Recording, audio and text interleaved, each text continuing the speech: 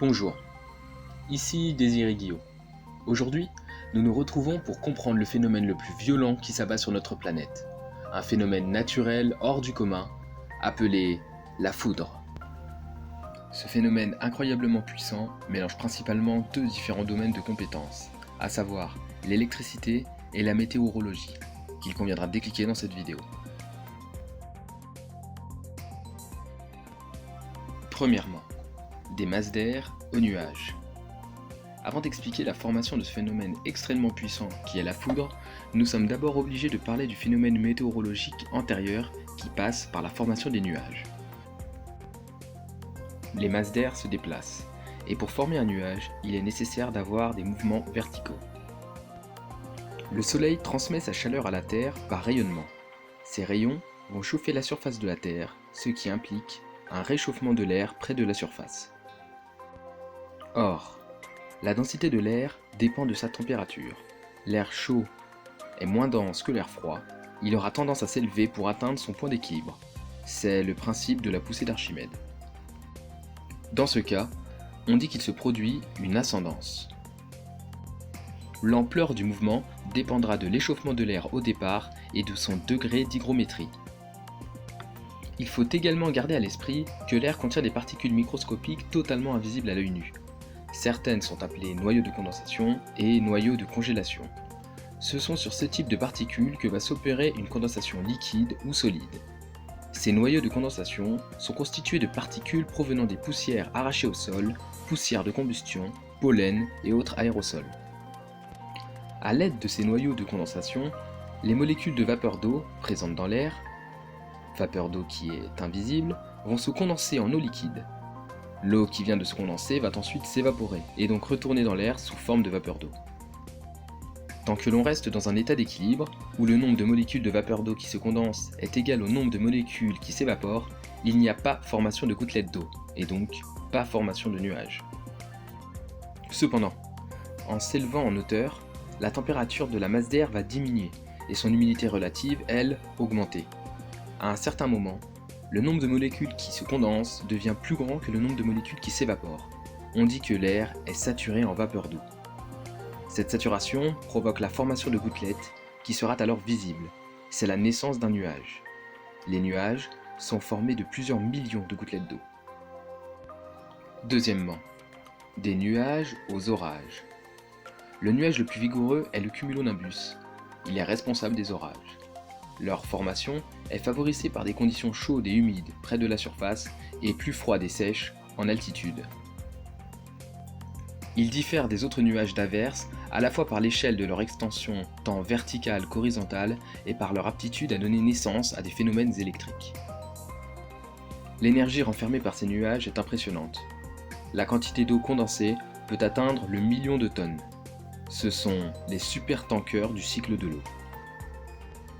Ils sont généralement accompagnés de précipitations, vents violents, grêles, plus rarement tornades et bien sûr la foudre. La base du nuage se trouve généralement comprise entre 300 mètres et 3 km et peut atteindre la hauteur de la tropopause, à savoir environ 10 km. La tropopause est la limite entre les deux premières couches de notre atmosphère, à savoir la troposphère et la stratosphère. Cependant, on peut se demander pourquoi les nuages sont-ils bloqués à cette fameuse limite de la tropopause. Cela est principalement dû à l'inversion importante de la température autour de la tropopause, impliquant ainsi une chute de la quantité d'humidité contenue dans l'air. De plus, la composition de la stratosphère diffère de celle de la troposphère. Ces facteurs empêchent toute progression verticale des particules humides et donc des nuages. Leur mouvement ascendant étant bloqué, le nuage va se mettre à s'expandre de manière horizontale. Cette partie haute du nuage est nommée dans le milieu météorologique l'enclume du cumulonimbus. Dans des cas extrêmes, le cumulonimbus peut dépasser légèrement la tropopause, entrant dans la stratosphère. Un dôme se forme au-dessus de l'enclume, nommé sommet protubérant. Il est le signe d'un courant ascendant extrêmement puissant et donc d'un orage violent. Les courants ascendants dans un cumulonimbus peuvent atteindre jusqu'à 40 mètres secondes. La vitesse maximale de ces courants se situe environ à 6 km du sol. Les courants descendants proviennent de différentes sources en bordure de nuages, provoquées essentiellement par des différences de pression entre le nuage et l'air ambiant. Troisièmement, des orages à la foudre. Maintenant que nous avons notre nuage, zoomons un peu plus pour savoir ce qui s'y passe. Comme nous l'avons dit précédemment, un nuage orageux est secoué par d'importants mouvements d'air, ascendants et descendants. Regardons dans un premier temps les gouttelettes d'eau, qui sont présentes grâce au noyau de condensation. À cause des mouvements d'air, les gouttelettes vont se percuter et fusionner, devenant de plus en plus lourdes. Ce phénomène est appelé la coalescence. Quand la gouttelette d'eau est trop lourde, elle se met à chuter dans le nuage. A l'inverse, les petits cristaux de glace, présents grâce au noyau de congélation, sont très légers et se retrouvent poussés vers le haut du nuage à cause des forts courants ascendants. Avec des sens contraires, les chocs entre ces particules est inévitable et crée une électrisation. Tout comme un peigne que l'on frotte dans les cheveux pour faire de l'électricité statique, ces chocs arrachent des électrons à une matière pour en transmettre à une autre. La glace admet plus facilement de perdre un électron que l'eau liquide. En fin de compte, on a le flocon qui se charge positivement à cause de la perte d'un électron et la goutte d'eau qui se charge négativement à cause d'un gain d'un électron. Tant que le cumulonimbus est assez puissant, le phénomène des séparations des charges s'entretient. Revenons à la vue globale du nuage. On observe alors que les charges positives vont stagner en haut du nuage alors que les charges négatives vont rester à la base du nuage.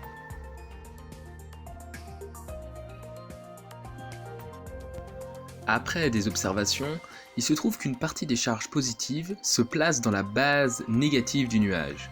Cela aurait pour origine les turbulences à l'intérieur du nuage. Leur nombre est très faible, mais il est quand même important de les indiquer.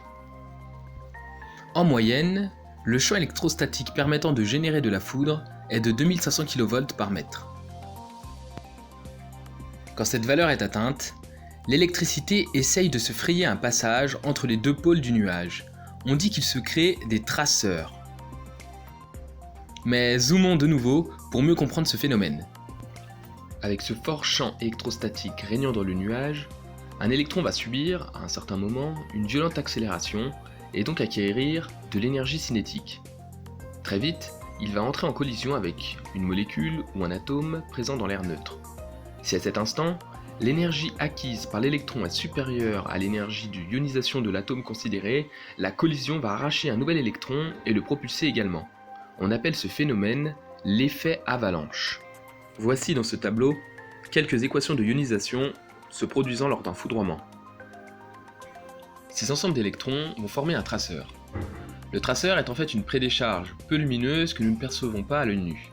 Si la tension ou le champ électrique réduit, le traceur s'arrête. Il récupère de nouveaux électrons, le champ électrique redevient suffisant pour qu'il avance.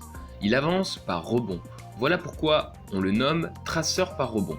Cela explique qu'un éclair n'est jamais droit, mais formé de plusieurs segments. Lorsqu'un traceur établit un canal ionisé entre deux pôles de signe inverse, une ou plusieurs décharges se produisent. Un éclair lumineux apparaît, puis le tonnerre résonne. Dans notre cas, un traceur ionisé se crée entre les deux pôles d'un même nuage. On appelle cet éclair un éclair intranuageux. Son champ électrostatique continue alors d'augmenter. Un autre phénomène important entre en compte lorsqu'un champ électrostatique est présent. C'est l'influence électrostatique. Sous l'influence du champ extérieur réalisé par le nuage, les charges négatives du sol se retrouvent poussées vers l'extérieur, alors que les charges positives sont attirées. Une fois que le champ électrostatique est suffisamment grand entre la base du nuage et le sol, des traceurs vont essayer de joindre les deux pôles. Dans ce cas, le traceur part de la couche chargée négativement du nuage pour atteindre le sol positif. C'est un éclair descendant négatif. Dans ce nouveau cas, les coups de foudre appartenant à cette catégorie sont également déclenchés par un traceur descendant, mais cette fois chargé positivement. Cet éclair proviendra souvent de l'enclume du nuage, la partie haute, chargée positivement, pour faire la jonction avec une partie négative du sol non soumise à l'influence du nuage. Ces coups de foudre sont extrêmement puissants, puisque la distance entre la partie haute du nuage et le sol étant très élevée, la différence de potentiel augmente également. Les éclairs précédents déversaient un courant de 30 000 A. Ici, les courants descendants positifs sont compris entre 100 000 A et 500 000 A. Cas beaucoup plus rare, il peut arriver que les traceurs partent du sol pour atteindre le nuage. On parle d'éclairs ascendants positifs quand le signe du traceur est un plus, et d'éclairs ascendants négatifs quand le signe du traceur est un moins. Enfin, un éclair peut se produire entre un nuage et un autre. On parle d'éclairs internuageux. Voici ce que nous pouvons contempler à l'aide de caméras haute définition.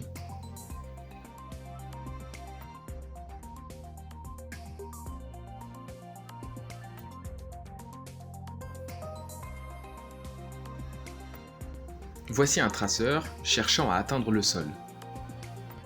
Pour rappel, le traceur n'est pas détectable par l'œil humain.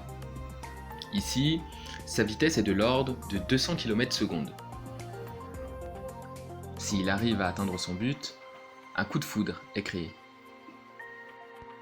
La longueur d'un éclair peut aller de 100 mètres à 20 km. La température du plasma de l'éclair atteint 30 000 degrés. C'est 5 fois la température de surface du Soleil. Il est important d'indiquer que le bruit du tonnerre est causé par une expansion brutale de l'air surchauffé où l'éclair s'est propagé. Quand l'éclair tombe verticalement, le bruit est fort et quasi instantané. Une sorte de claquement. Quand il se propage de manière oblique dans le ciel, la détonation durera plus longtemps. En termes d'intensité, le son du tonnerre est estimé à 120 décibels près du point d'impact. La foudre reste cependant un phénomène assez difficile à expliquer, où les scientifiques continuent à l'observer, à effectuer des tests, à poursuivre les recherches afin de mieux la prévoir. C'était Désiré Guillot et je vous remercie pour votre attention.